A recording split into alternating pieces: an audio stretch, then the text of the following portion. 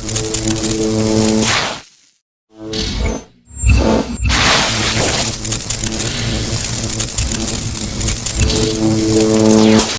selamat gini hari, kembali lagi dengan Abo.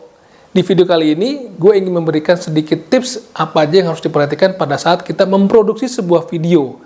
Hanya sebatas produksi ya, nggak ngomongin post-pro. Apa aja? Mari kita simak. Tips yang pertama menurut gue adalah membuat skrip. Ide-ide yang ada di kepala kita itu sebaiknya dituangkan ke dalam bentuk tulisan, ketikan, atau apapun yang bisa kita baca kembali. Jadi tidak hilang begitu saja apa yang ada tadinya di ide di kepala kita, karena sudah dicatat di dalam sebuah buku ataupun ketikan di dalam handphone atau apapun yang bisa kita lihat kembali. Gunanya adalah untuk mempermudah kita membawakan alur cerita yang ingin kita sampaikan ke si penonton kita. Itu memudahkan kita pada saat perekaman ataupun memudahkan kita juga pada saat editing gitu. Jadi alur cerita dari sebuah videonya tidak ngacak-ngacak. Kadang-kadang kalau kita nggak membuat skrip, itu jadi berantakan. Apa yang mau kita omongin, apa yang mau kita lakuin, jadi salah mulu. Akan banyak mengulang pengambilan gambar.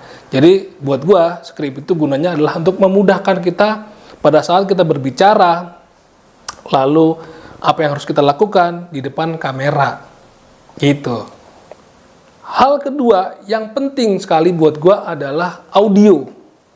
Jadi menurut gua, kenapa audio gue bilang penting? Karena menurut gua, pada saat kita nonton video, baik itu di TV, di handphone, ataupun di media lainnya, ketika audionya itu jelek, kurang bagus, keresek-keresek, ataupun putus-putus, tentunya apa yang ingin disampaikan oleh si content creator itu akan nggak sampai dengan baik. Jadinya akan cepat mudah ditinggalkan oleh si penonton. Jadi gitu. Kalau gue pribadi nonton video yang suaranya kurang bagus, itu langsung gue skip. Nah, apa yang gue rasakan tentunya gue nggak pingin video yang gue buat itu dirasakan sama orang lain apabila audionya jelek. Dari situlah gue merasa audio itu penting. Akhirnya gue belajar bagaimana mendapatkan audio yang bagus. Dulu, waktu gue masih merekam atau membuat vlog menggunakan HP, itu sangat keganggu karena tentunya audio yang dapat dari HP itu sangat jelek.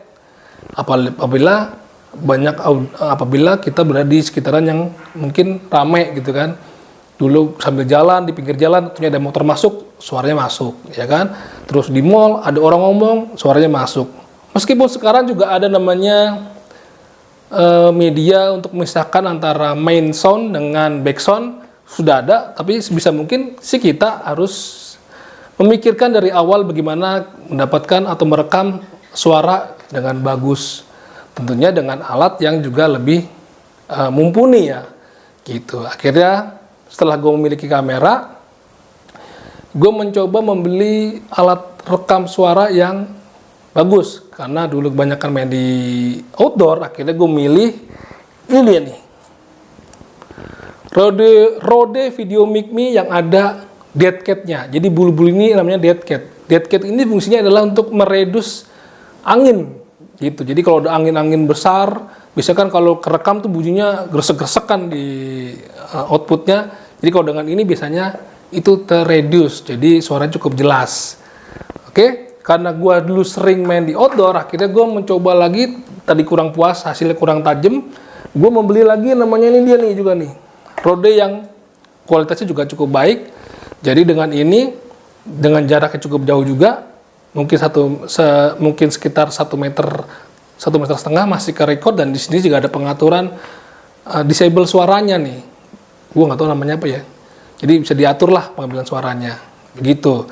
Nah, karena belakangan gue sering banyak melakukan review produk dan gue memerlukan agak sedikit jauh dari kamera, akhirnya gue beli model mic wireless yang tanpa kabel. Gue ada juga pakai baterai, satu lagi, tapi yang sering gue pakai adalah mic yang pakai kabel ini sekarang gue pakai nih. Gitu. Jadi jaraknya bisa agak jauh dari kamera, dan tentunya kualitas suara yang direkam itu juga cukup bagus karena mic-nya ada dekat dengan sumber suara kita. Begitu. Jadi sebelum merekam, sebelum membuat video, perhatikan juga audionya. Karena audio itu penting. Ketika audio lu jelek, cepat sekali orang akan meninggalkan video yang kita buat. Tips berikutnya atau hal yang harus diperhatikan berikutnya adalah sumber cahaya atau lighting. Gimana pun kalau lu ngambil gambar dalam keadaan gelap, tentunya hasilnya akan nggak jelas. Objeknya akan gelap. Jadi orang bingung, lu ngambil gambar apa sih? Lu nge-shoot gambar apa sih? Nah, dulu gue selalu membuat atau mengambil gambar syuting pada siang hari. Karena gue nggak ada lighting ya kan, jadinya gue nggak mau ngambil gambar malam hari. Kalaupun malam, gue harus cari sumber cahaya atau mencari dekat sumber cahaya. Misalnya lampu bohlam rumah gitu kan, ataupun sumber cahaya lainnya yang ada di jalan gitu kan. Gue harus melipir dekat-dekat cahaya. Jadi perhatikan juga sumber cahaya pada saat kita merekam. Meskipun sekarang ini sudah banyak kamera-kamera yang bisa merekam dalam keadaan low light atau cahaya rendah. Tentunya kamera-kamera tersebut juga adalah kamera-kamera yang mahal. Bagaimana dengan kita yang mungkin belum mempunyai budget untuk membeli kamera-kamera mahal tersebut? Ya mengakalinya dengan kita mencari sumber cahaya atau membuat sumber cahaya sendiri yang murmer. Banyak kok tutorial YouTuber yang membuat lighting sendiri di rumah dengan bohlam panjang, dengan bohlam sebisa adanya, tapi juga bisa menghasilkan sebuah video yang hasilnya bagus, gambarnya bagus gitu. Nah, ngomongin sumber cahaya, gua belakangan kan suka nge-review unit di Tokotosaurus, dan si ownernya juga minta ya kan untuk bahwasannya apa yang gue review itu harus detail gambarnya. Ya kan, dari bentuk-bentuk yang kecil, bentuk-bentuk yang halus itu juga harus terlihat dengan jelas. Makanya itu pentingnya sumber cahaya yang bagus untuk memperlihatkan detail dari objek yang kita ingin bawakan. Begitu juga dengan audio. Karena gue sering mereview unit juga, jadi kalau audionya kurang bagus atau menggema, tentunya tidak tersampaikan dari produk yang gue bawakan. Jadi keduanya sangat penting tentunya. Audio dan video itu harus diperhatikan dengan baik sekali. Biasanya memang paling lama itu men-setting lighting gitu kan. Jadi gue kalau lagi nge-review unit itu kadang-kadang hampir setengah jam sendiri urusannya sama lighting. Bagaimana mendapatkan lighting yang bagus, karena gue nggak mau dapat komplain dari si ownernya bahwasanya kok produk gue yang lu bawain nggak kelihatan jelas ya. Takutnya orang yang mau beli atau calon pembeli jadi kurang puas, kurang srek lihatnya. Begitu coy. Hal berikutnya yang harus diperhatikan adalah alat rekam. Tentunya di sini kamera. Meskipun handphone-handphone zaman sekarang itu sudah bagus untuk mengambil gambar, tentunya produk-produk handphone tersebut fungsinya memang utamanya untuk komunikasi. Jadi tentunya ada kekurangan pada saat kita mengambil video, terutama pada bagian audionya. Gitu kan. Sama aja sih sama kamera, cuman kamera memang dibuat khusus untuk mengambil gambar video atau foto. Meskipun di kamera itu juga butuh alat lagi untuk merekam audionya. Tapi untuk urusan gambarnya tentunya akan lebih bagus dibandingkan dengan menggunakan handphone menurut gua. Kalau kata Darwis Riyadi itu di iklan-iklan YouTube, bahwasannya kamera itu adalah untuk merekam cahaya agar dapat menghasilkan gambar atau objek yang bagus. Dulu pertama kali nge-vlog gue pakai handphone iPhone 6 sekitar tahun 2011 kali itu. Tentunya tentunya gambar yang dihasilkan sangat buruk lah ya. Goncang-goncang, gempa bumi gitu kan, tentunya wah nggak bagus banget. Makanya sekarang gue mulai memperbaiki kualitas gambarnya dengan menggunakan kamera-kamera yang khusus buat video. Ini gue menggunakan Canon, ada juga Sony, ada juga DJI Osmo. Kalau buat nge-review itu sangat penting menggunakan kamera yang mempunyai daya rekam detail yang bagus. Begitu. Seperti pada gambar nih, gue selalu men-setting kamera dengan lightingnya untuk beberapa saat agar pada saat record itu bisa menghasilkan gambar yang kece bro. Jadi saran gue, gunakanlah device atau alat yang memang khusus untuk merekam video.